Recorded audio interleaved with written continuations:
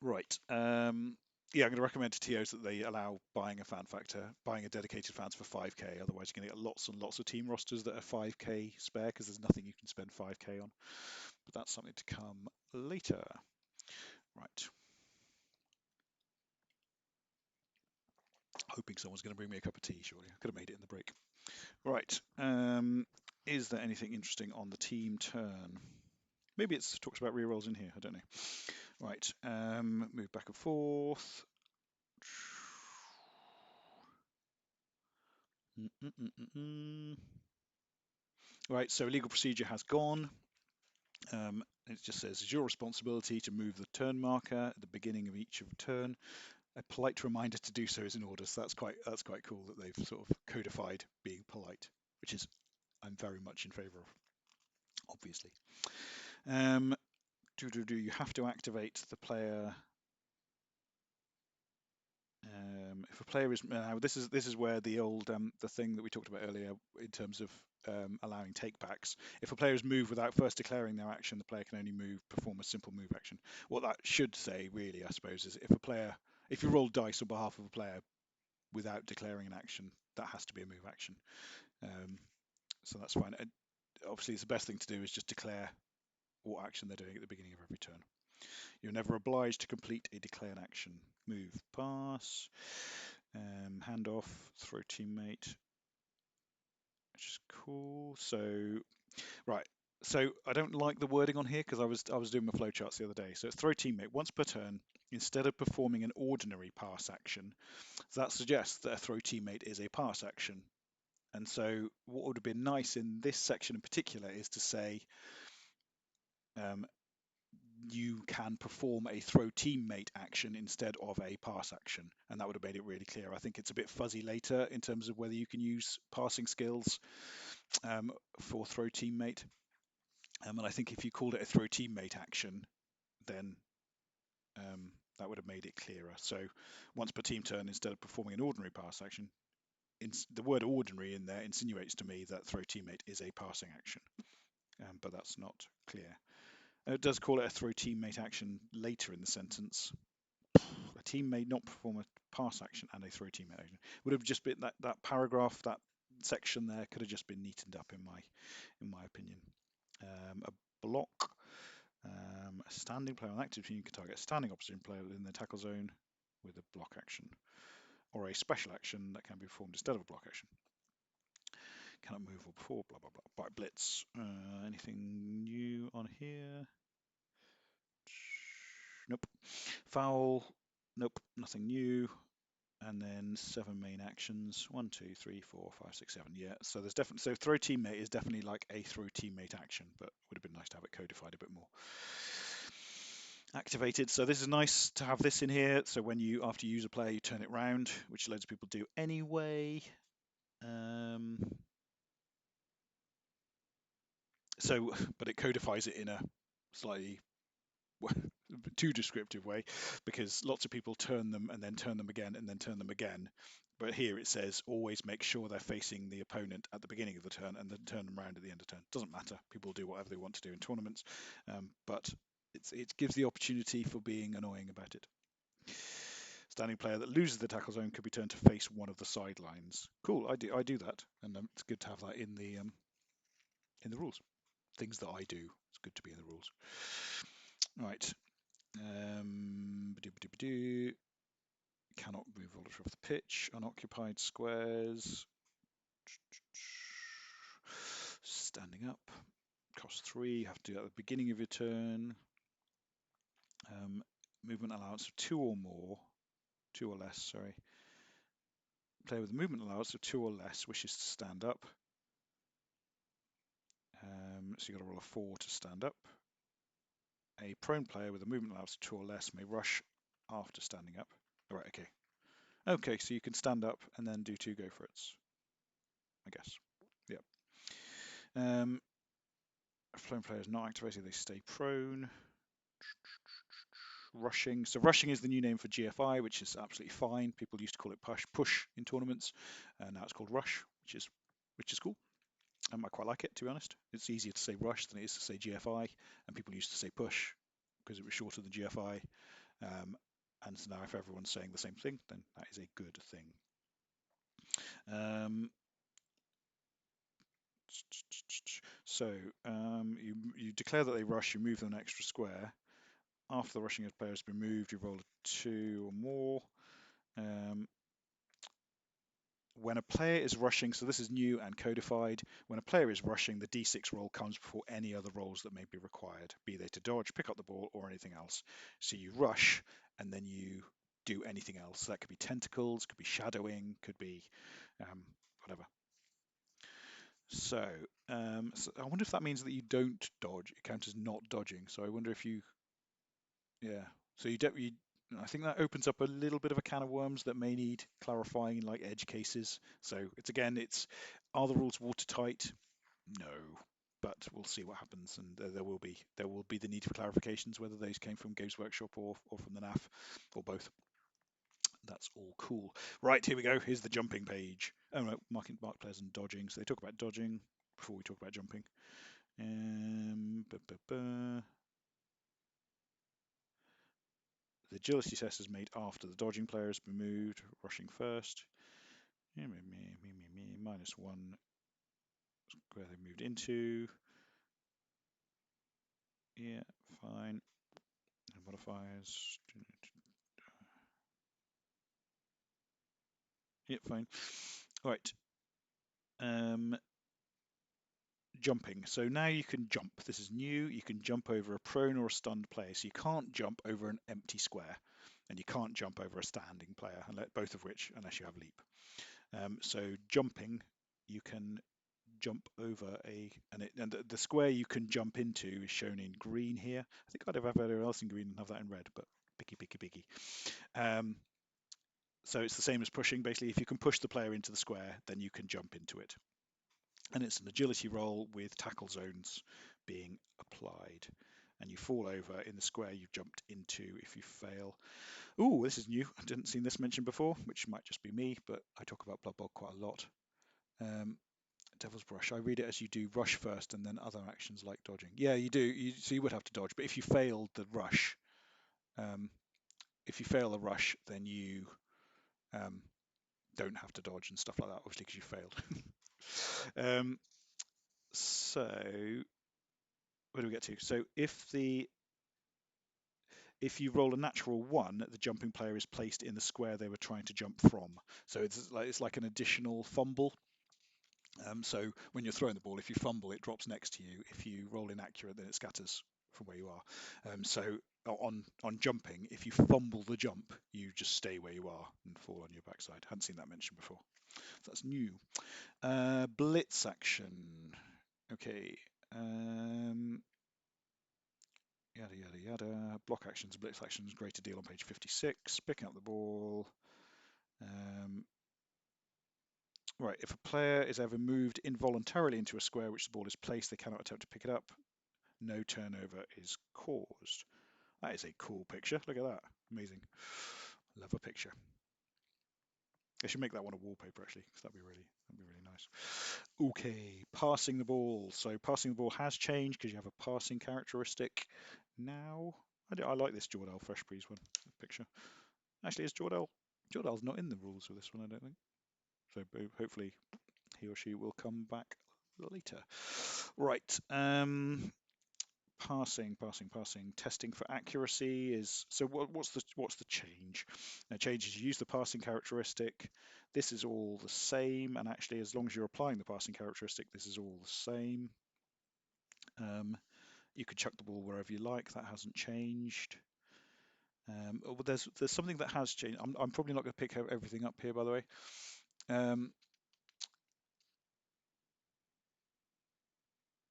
Yeah, so if you fail a go for it, then armbar doesn't apply, Sid. That's right. That's the sort of thing I was getting on. And things like diving tackle and stuff as well. So there's different. We will get onto throw teammate on the next page, I think.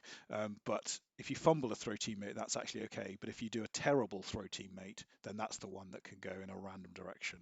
You can still score if you throw a terrible throw teammate, but it's a 3 in 8 of going in the right direction. But that's cool. We take those odds as study coaches. So really nice actually that they've codified the range, which I assume is the same, he says. Yeah, it's been two, has it been 2 squares wide for a while? For ages it was 1 square for a long bomb, and then it became 2 squares, but this is definitely in the rules now, which is great because no one uses the lusometer. So I read something about, no, it's blitzing actually comes later, isn't it? Where you have to decide who you're targeting before you do that.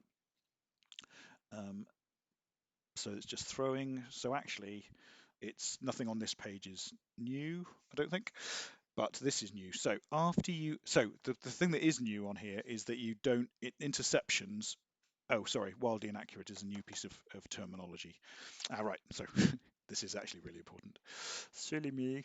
Right, so what I will flag up at this stage, not with that one, with this one, and I'll turn off the book for a second, and then there. So what we've got here, so dumb question, fumbling teammate possibly knocks down other players. So fumbling teammate can knock down other players, but we'll get onto that in a minute, actually. But yeah, when you fumble, you used to just put them back in their starting square, but now when you fumble, it scatters from where you are, so that can land on a player, and obviously then you get the knock-on effects of hitting more players. Yeah, that's cool. So what we've got here now, this is how throwing works. So this is so this page is really important, so I don't know why I didn't talk about it before. So if you roll a natural 1, that's the first test you do. Okay, so that's a fumble. If you don't roll a natural 1, if you do roll a natural, and obviously if you don't have if you can't pass, you automatically fumble as well. If you then check for a 6, if you roll a 6, then it's an automatic accurate pass. If you then do the test for accuracy, and this is after discussion with various people involved in the rules. If you then test for accuracy, and my understanding, so this may be changed after a clarification, but this is my understanding at the moment. You then test for accuracy using the passing characteristic, and you then test for wildly inaccurate. And then if it's not wildly inaccurate, then you end up with an inaccurate pass. So that comes at the end. So that's basically the idea with that one. Cool, let's go back to the book. So wildly inaccurate is a new thing, and that deviates from the player. So if you roll a 1 after modification, 1 or less after modification, according to a clarification that will be coming, then it goes wildly inaccurate and it deviates from the thrower, which is a bit wacky. So wildly inaccurate is worse than a fumble, basically. And so that's going to have an effect on the game. I'm not sure. Yeah, we'll see what happens in terms of whether people do try and chuck the ball away more than they used to or not. So not sure. Right, passing interference. So now interceptions have been split into interference and then so interference is the thing, and you either deflect or you intercept after you've interfered with the ball. Insert double entendre here. So if you're similar, same as before, if you're on the path of the ball, then you can attempt to deflect it, and then so the first thing you do is basically roll a 6 to see if you deflect it, and then after that you try and catch the ball to turn it into an interception. Yeah, so it's broken down into interfere and deflect. And there's going to be a clarification coming, because if you do a wildly inaccurate pass, then the ball can go out of bounds and then come back in again. And my understanding is that it's where the ball goes out. So between you and the sideline is where you place the range ruler to see if someone can interfere with it or not. After you've checked for interference, then you try and catch it.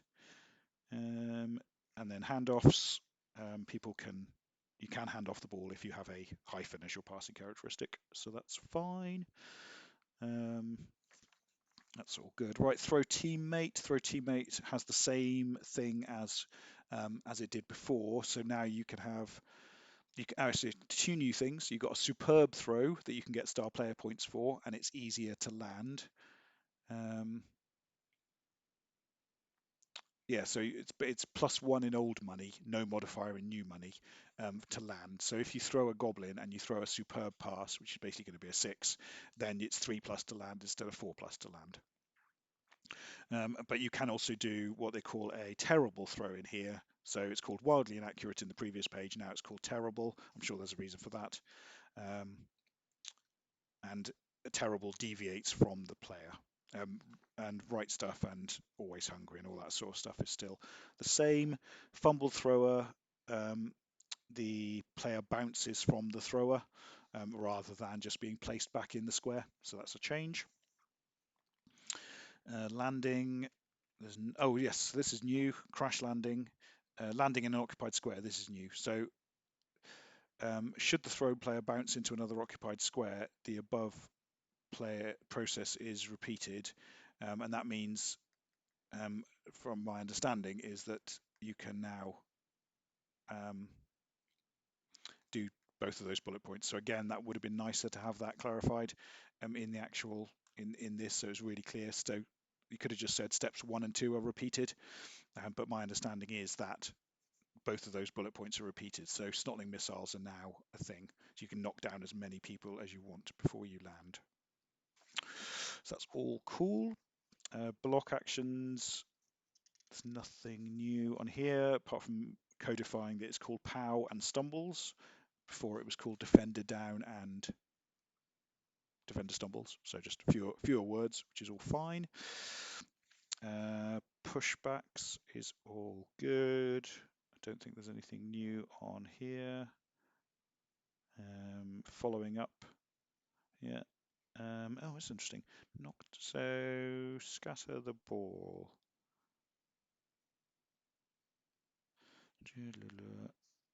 I'm just going to see where it says about scattering the ball, because it says clearly here, when a player follows up, they are always considered to have moved voluntarily, but I think you would then scatter the ball after being knocked down.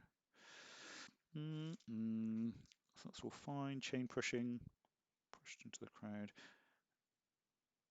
Knockdown. If a player is knocked down, where does it say about being knocked down with the ball? No.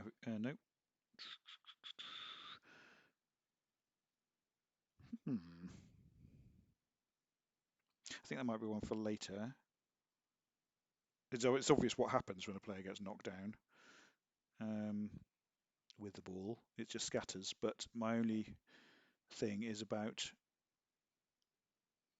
which happens first. I'll leave that with you. Bottom of page 58. If it is occupied. No, it's not that one. That's to do with being pushed into the crowd. Sid, you're looking at the rule book. Player is moved into a square. I don't think it talks about it, does it? Because that's all to do with being pushed back and bouncing. And that's to do with being pushed into the crowd on the left.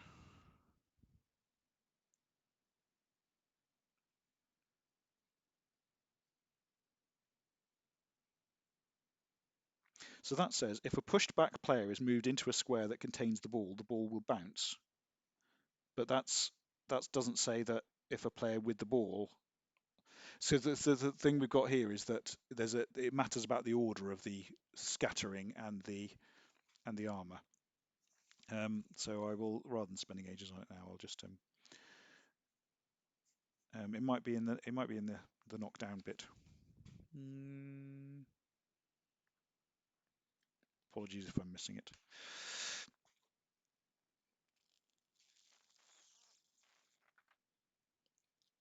Right, blitz actions. Sid, if you do find it and you can quote me the bit that says about scattering, then that would be super. Or if Spikey's looking at the rules as well. Not sure how many people are watching now. Got a few. Yeah, if anyone figures out what's going on, then that's cool. Blitz action. Usually when a player performs a block action, it's performed on its own. Right. There's a thing in here that says, right, the target of which must be nominated when the player is activated before they've moved. So this is a change. So before you could say, I'm going to blitz, and then you start moving, and say you used a reroll on a dodge earlier or something like that, then you could just you could change the person that you were blitzing. But now it says really clearly the target must be nominated when the player is activated before they've moved. So the big impact on there is dump off. So if I jump ahead to passing, so the interaction here is if this player is nominated as the target of a block action,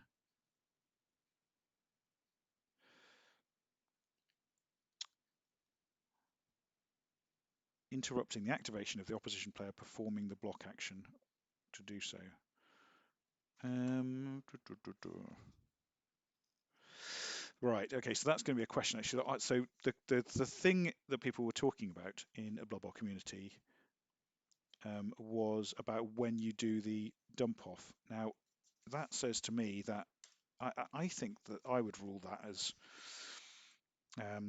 as doing it just before the throw, as per standard rules, because this is a block action as part of a blitz, the target of which must be nominated. They may perform. No, that's definitely clear. Actually, it's clear that it's a change.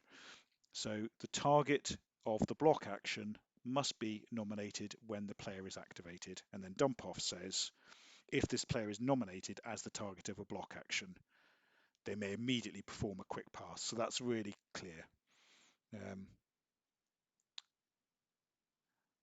If any corner case you want to blitz to move a wild animal, but you cleared the pitch, you can't since there's no target to nominate. Yeah. So, oh right, you've cleared the pitch. Yeah.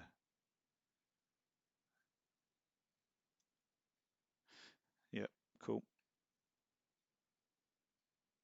Yeah. So with wild animal, if you've cleared the pitch, you can't move. So that puts a rat ogre bowl in place, doesn't it? Rat ogre bowl is a variety where everyone just has a rat ogre and everyone tries to score by blitzing.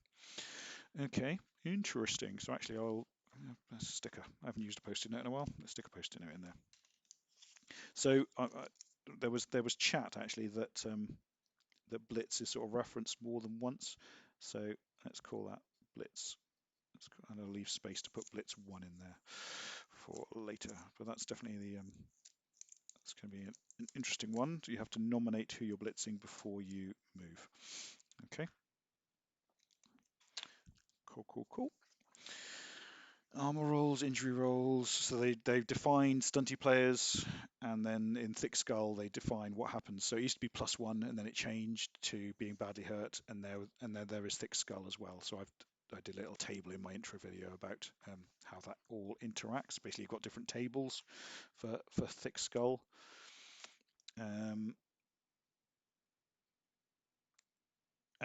So the casualty table now. So if you break arm and then you injure someone, then the casualty table is now a D16.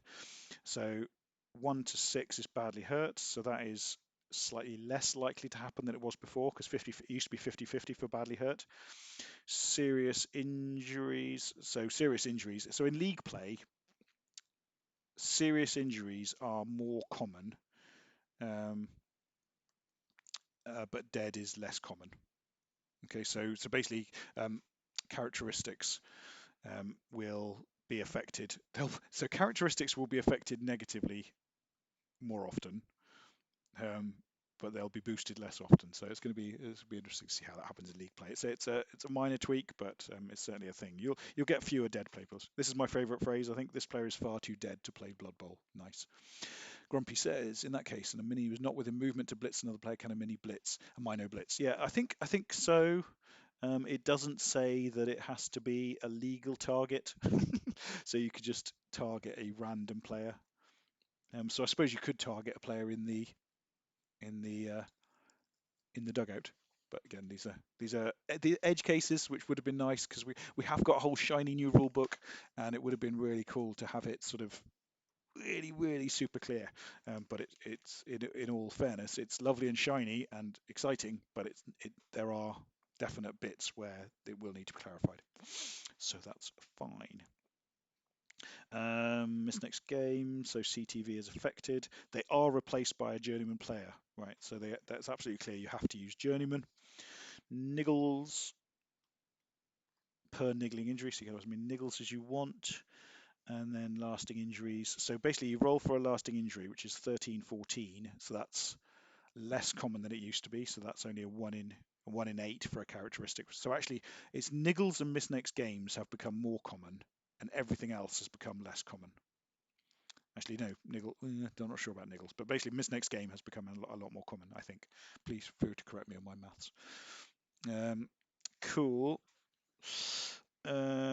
Yeah, so there's your characteristic reductions. It's a D6 for a characteristic reduction, so that's fine. So it breaks it down from just the casualty result, then onto a lasting injury result.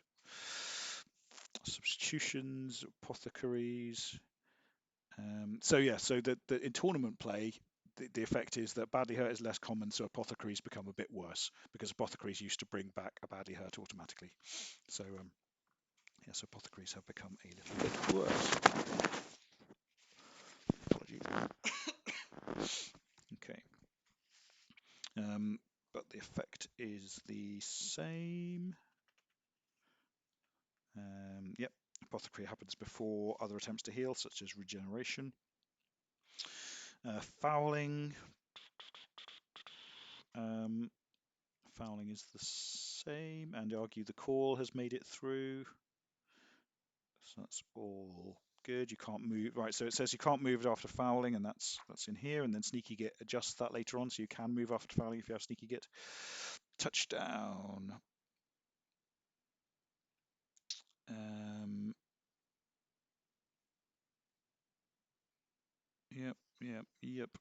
Yep. Scoring during your opponent's turn. Has that changed? Just going to check. Standing out, they've been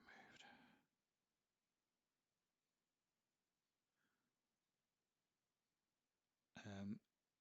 If one of you, all right, so they've changed it, but I think the effect is the same. If one of your players that is in possession of the ball is moved for any reason, and if that player remains standing after they've moved, your opponent's team turn ends immediately and your team becomes active. However, rather than playing a full turn, your team turn will end as soon as it begins with a touchdown being scored. So that is the same effect as it was previously.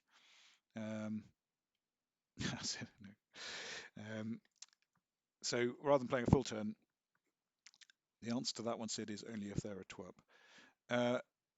Joe, yeah, thanks, Joe. Yes, we have, and I'm not going to refer to it anymore. Are you enjoying that one? If anyone finds the thing about team rerolls being able to use one per turn, then that would be lovely. Right. Score tracker has moved along. Yeah, so basically they've changed the wording of scoring during opponent's turn, but I think the effect is the same. I wonder if there's a reason they've done that for a marginal change. And then we've got this stalling definition here, which, given that they've introduced a brand new definition of stalling, it would have been good to have it really a bit more a bit clearer, because it only has an effect on at the moment it only has an effect on prayers to Nuffle. And it basically says if you can score without rolling dice is what it should say. And that would be really simple things. If you could score without rolling dice, then you're counter stalling, but it says some other stuff. Has argue the call changed? Referee is so enraged, I don't care. Turnover. Oh yeah, he's not sent off. Thanks, Chris. Sorry, I missed that. Argue the call has been boosted because previously it used to go to reserves and now it's just not sent off. It's still a turnover, so that's a marginal change, but absolutely one to pick up on there. So that's good to know. That's a post-it note right there.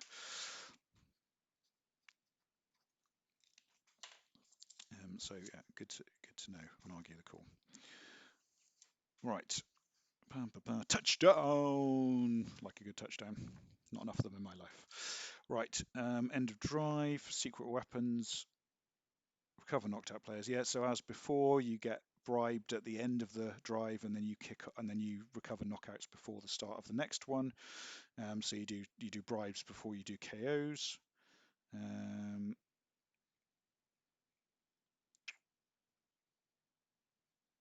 Yeah, fine. So argue the call. Yeah, it's the same effect. KO is the same. I'm restarting the game.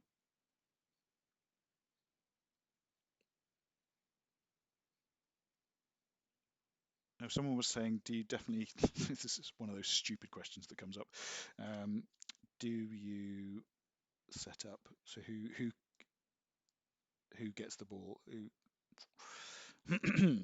So the question is, do you receive in the second half if you kick off in the first half? And it would be interesting to know where that is said. It's blindingly obvious to anyone who's played the game ever. But I'll try and find that later, I think, rather than trying to find it now, because that'd be tedious. So if anyone knows where that is, that would be really good to know. Winning the game. If you score most touchdowns, you win the game. Amazing. Right, conceding. So you can, yeah, you can concede.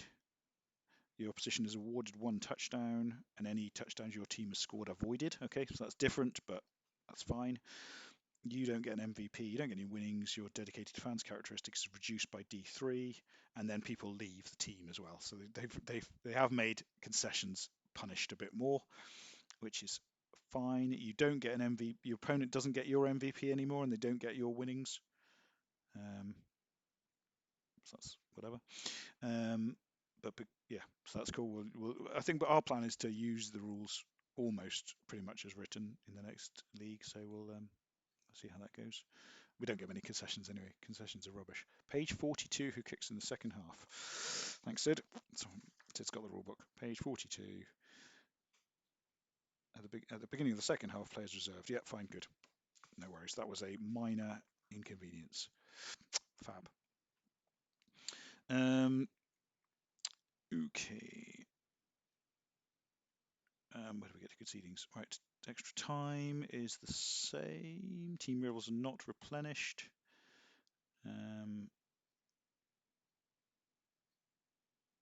Doesn't say that. Right. Okay. That's interesting. So it's okay. Interesting. So it used to be that extra time was codified as being golden time, I guess, or something, sudden death, basically. So if you scored, then you win. But actually, they've changed the rules so that you don't so that you play the full 8 turns, which I don't like, but it's what's happened. If there's no still clear winner at the end of extra time, then you roll off. Whatever. But that's an important change. I suppose it takes away the kickoff. It takes away the importance of the kickoff result in extra time. Doesn't completely remove it, but it makes it less of a thing. But it makes extra time last longer, and that's always my issue. Right. Post game, obviously no relevance to tournament play. So this is all about leagues.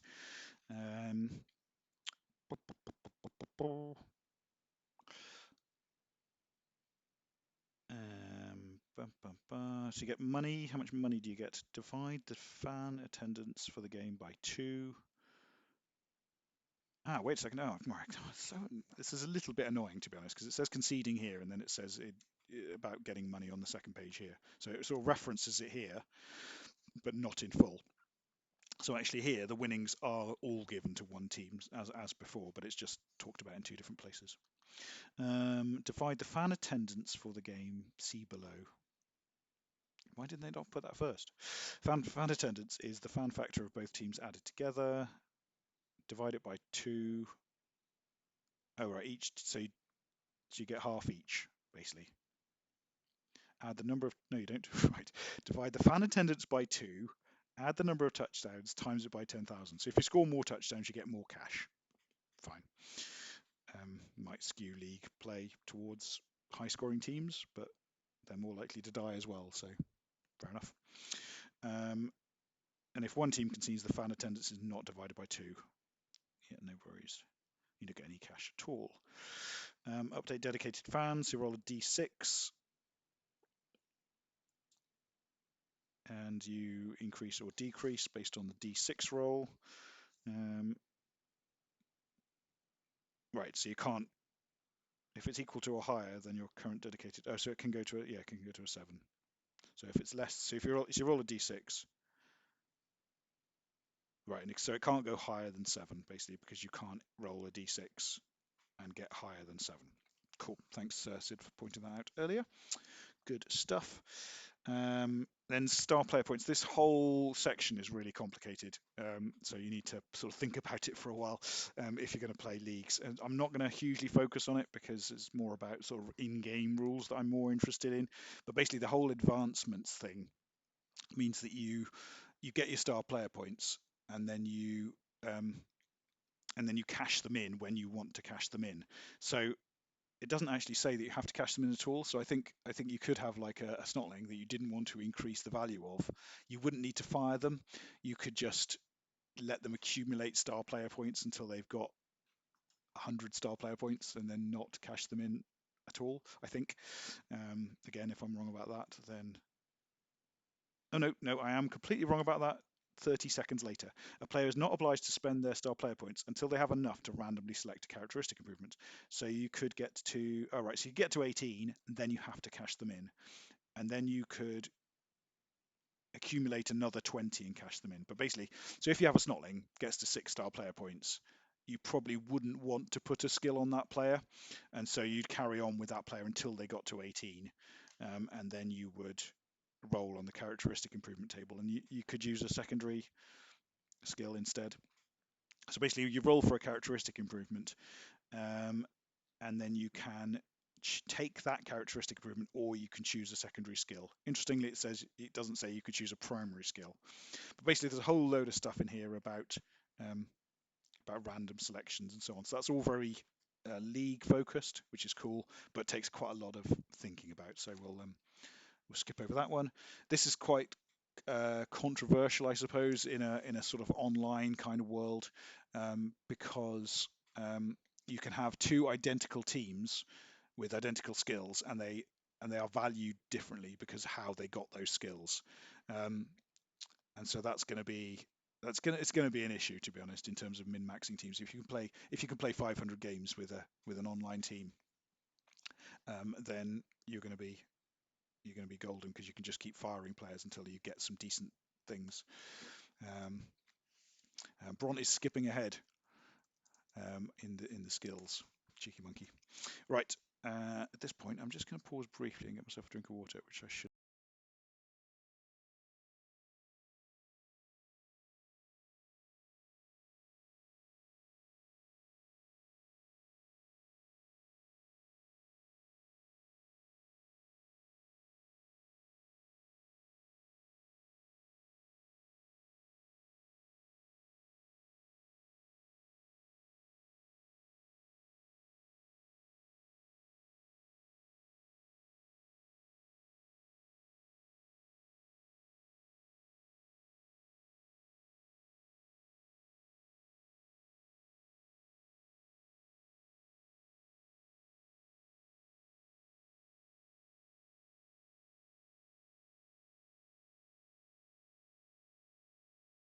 And we're